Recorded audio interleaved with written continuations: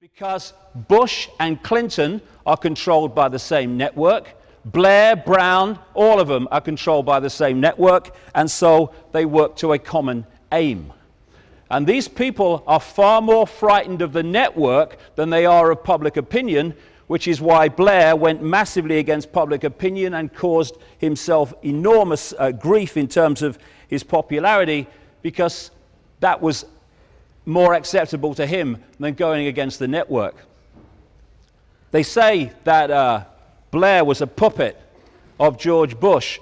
The fact is, they're both puppets of a force that controls both of them. Same in this country. We have this, what we have is this sleight of hand. And it works like this. The greatest form of dictatorship is a dictatorship where the people think they are free, because they will not rebel against not being free when they think they are. You can talk about fascist dictatorships and communist dictatorships, but where you have a dictatorship that the people can see, touch, and taste, where they understand the situation they're in, those kind of dictatorships have a finite life. It might take some time, but they have a finite life because the people know the situation and they can see who the controllers are. The greatest form of control is the prison without the bars, because people will sit there forever because they don't think they're in a prison cell. And one of the ways that they scam this is having two parties overwhelmingly in most countries, and they just keep changing them every now and again. And when the party is in government, it introduces the agenda for further and further centralization of power. The opposition party opposes it. Oh, we have choice. Then there's a farce called an election, and the two parties change sides.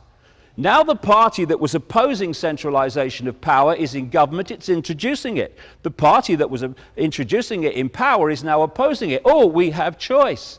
The other thing they do is, if they want a certain person in power, like they wanted Blair and like they wanted Margaret Thatcher, then all they do is create mayhem in the opposing party, and people say, well, there's no choice, don't like him much, don't like him much, but what's the choice? How many times in the last 10 years did people say, well, I don't want to vote for Blair, but look at the Tories, they're a mess. So where's the choice? That's how they scam it. And when Cameron comes in, it's Blair Mark II, under another name. And so in America, those people who are understanding it, they have this phrase, it doesn't matter who you vote for, the government still gets in.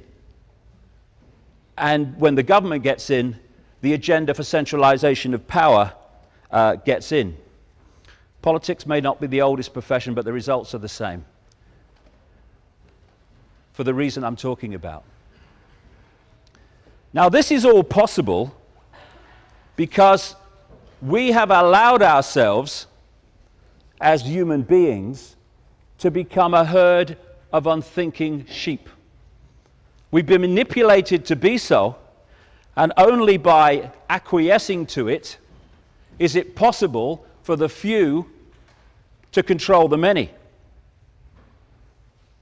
We're fed the movie constantly. I worked in journalism for years. You know what investigative journalism is today? It's watching the newsroom telly and reading the morning papers.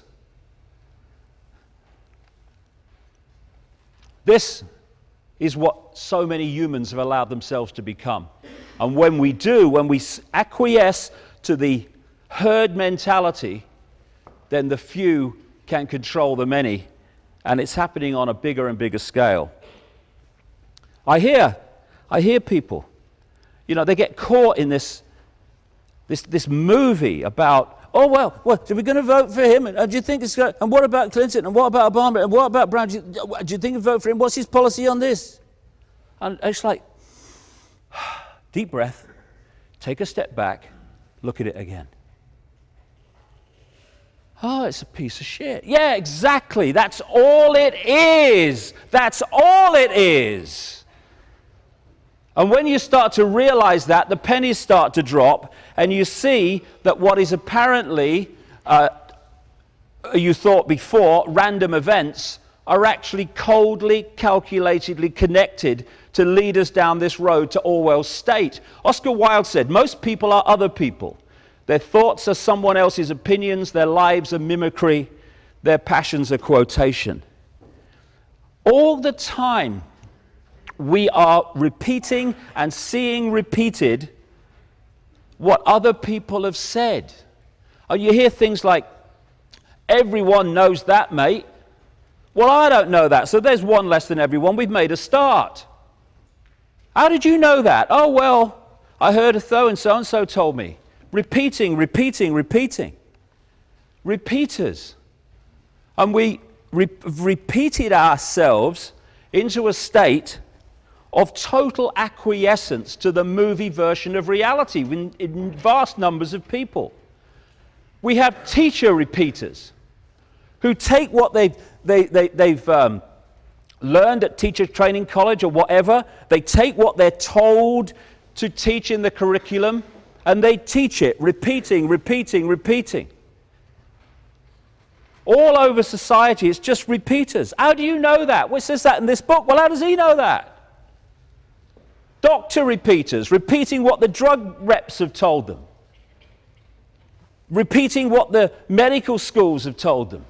Oh, and don't you dare go out of this little box, otherwise you get struck off. But it's working, I don't care. Repeater, repeater, repeater. Round and round. Scientists repeaters. We've got scientists repeating the song sheet. Global warming goes by carbon emissions because it says so. And then what they don't tell you is enormous and gathering numbers of cutting-edge scientists in their own disciplines are saying, it doesn't. It's the sun. Isn't that amazing? The sun has a connection with Earth temperature. Ooh. Repeater, repeater, repeater. Then there's journalists. Oh, classic repeaters. You see, what real journalists do is they take the official version of events and they look at it and they see if it stands up, and then they communicate that to the people. What repeater journalists do, 90-odd% these days, unfortunately, is they take the official version of events and they turn around and they pass it on to the people. And so instead of being journalists, they are simply public relations officers for the official version of events and life.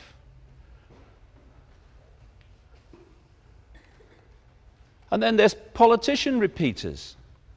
These politicians who don't say what they believe, don't stand up for what they believe, because that, if they go against their party, will mean that they won't progress and become a minister, and their careers will be affected. So they become voting fodder for the tiny few who are deciding what's going to happen. And while all this goes on, all this comes together, all this obsession and acceptance of the movie version of reality, day by day, the Orwellian state stamps its jackboot closer and closer to global fascism.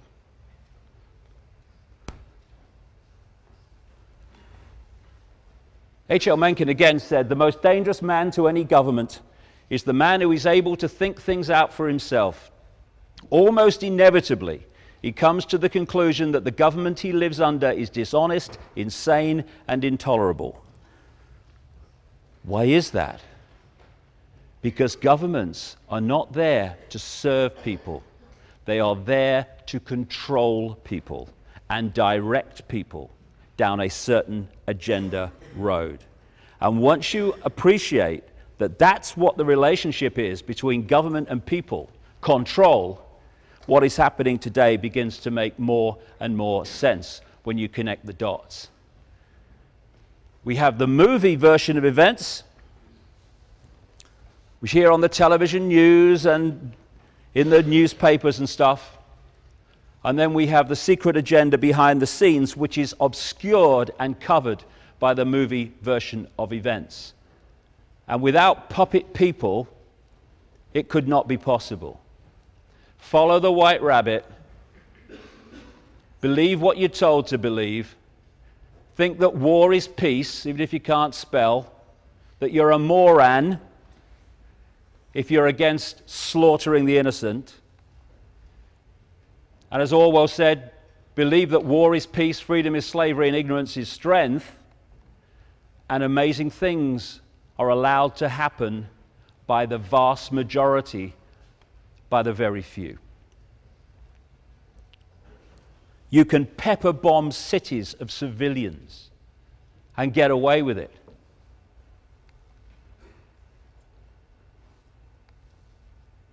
This is what they don't want you to see, what's really happening in these wars of freedom. That's what's really happening. What do they want you to see? Hey, here's a game show. Watch this. Shut up. Hey, honey, I think he's going for the car.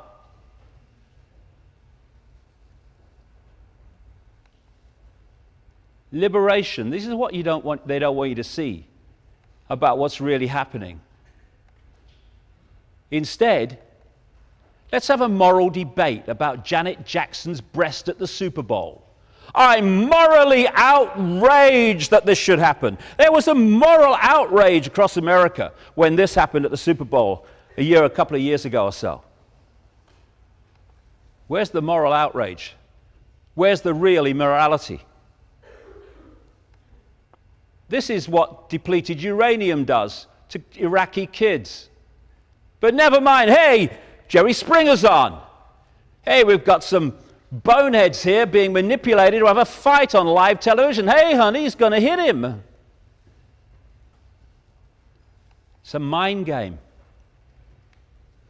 People said in very large numbers in the early 1990s that I was crazy, insane, having a midlife crisis. I'm sure many people still think the same. But I tell you what, if I am seen as sane by a world this crazy, I'm disappointed.